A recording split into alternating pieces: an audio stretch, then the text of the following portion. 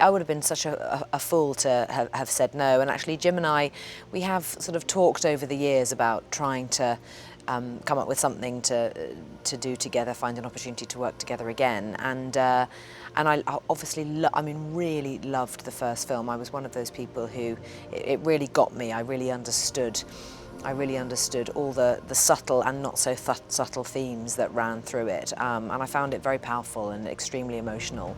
And so I was just thrilled when he said, look, we've got to get you big and blue.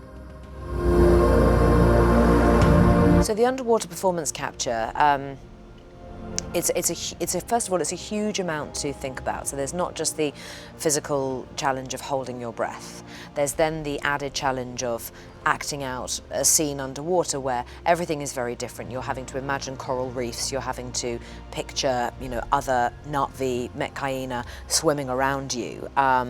And often acting with a child who is in actual fact a safety diver who's 35 years old and not a 9-year-old girl.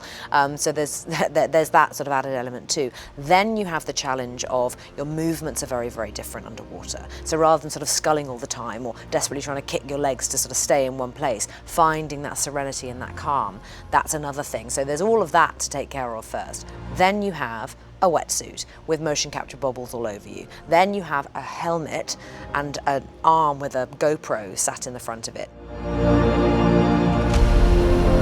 What I love though about Jim deciding to put the actors in the water is that Jim does have, and I don't know any other person in my life like this, Jim does seem to have a sort of an inherent belief that humans can be capable of almost superhuman things sometimes, as he is. I mean, we've all seen it.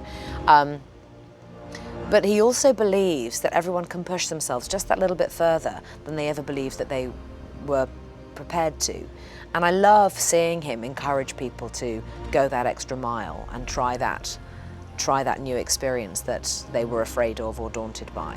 And luckily for me, I wasn't daunted by any of it. But if it weren't for Jim saying, you could do all this water stuff if you want to. I mean, we could always get the stunt people to do it. I'm like, do you know me? Of course I'm going in the water. So it really has been it's just been fantastic, sort of mind-blowing really. It is remarkable how much is being picked up in terms of your physical movements, and how, I mean, we walk in a particular way.